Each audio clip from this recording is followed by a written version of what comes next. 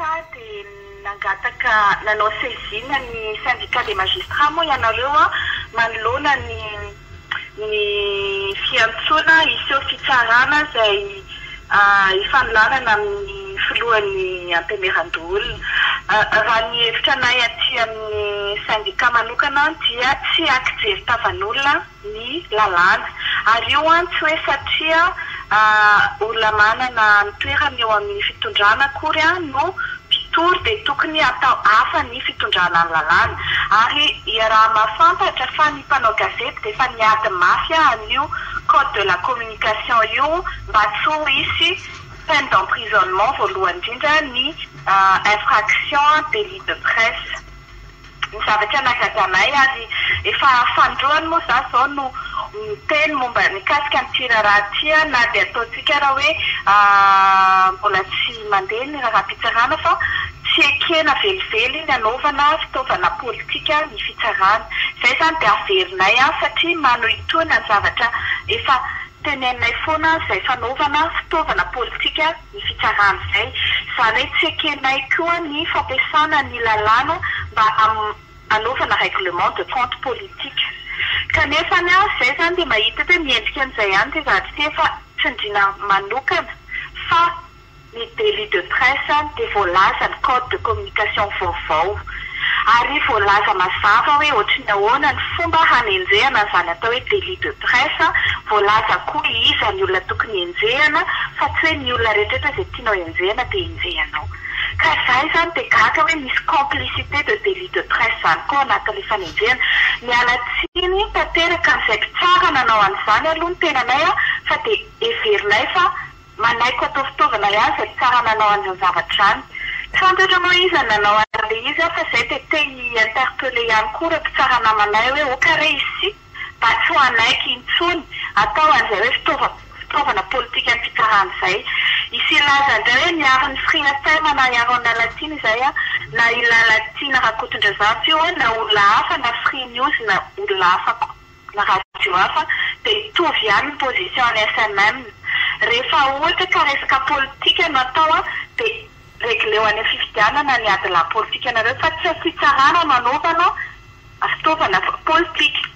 Ary rehefa ohatra koa journaliste no enjehana dia oka ny code de la communication ireviany ary izay voalaza ny code. Tsy misy complicité ao anatin'ny délit de presse ao anatin'ny code de la communication raha tsy diso dia nefa mahagaga fa dia misy an'izany ao anatin'ity zavatra ity. Ka aminay aloha dia tsy mety miresaka momba ny dénonciation abusive koa.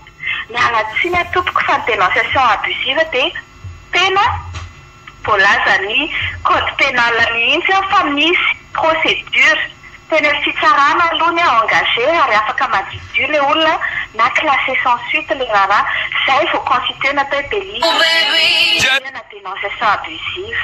Mahagaga nefa dia izay zany no anaovana an'ity fanenjehana amin'ity raharaha ity dia izany kosa dia tsy ekenay any fampiasana ny lalàna mba anaovana forcine hoe tsy maintsy atao délit de droit commun ity raharaha izany enjehana mpanao gazety.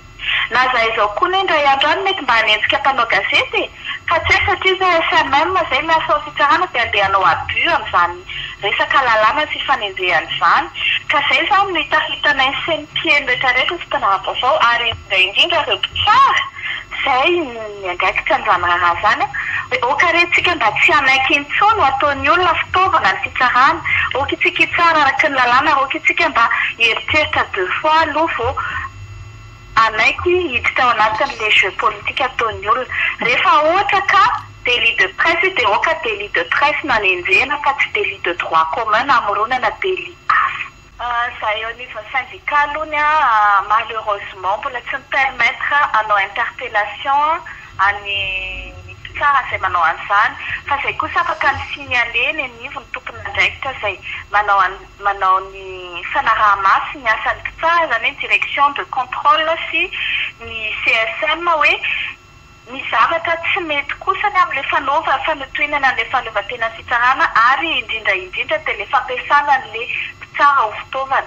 Fa raha izahay manokana pour l'instant mbola tsy afaka manao an'izay interpellation izay fa ianareo indray dia afaka kosa mametaka fitaraina na raha tsy diso raha moa za dia efa saisie amin'izany tokoa ny eny anivon'ny CSM sy ny direction de contrôle izay tena afaka manao izay interpellation eo anivon'ny mpitsara zay raha ohatra ka ataontsika hoe incompétence ave sa hoe abuser les qualifications zay atao na dia hoe manana ny opportunité de la poursuite raha ny mpitsarana azabaiko kely fa ohatra terme technique marina fa afaka manao zay fanenjena tiany atao ny mpitsara fa isika rehetra vahoaka koa tokony efa afantatra fa misy lalàna mifehanay mpitsara ary izahay dia manana andraikitra anaraka ny lalàna ihany koa fa tsy hoe zay tianay atao ny atao ka dia izay manao an'izany zany dia ho tompona andraikitra tanteraka amin'ny zavatra ataony raha sanatria nareo hitory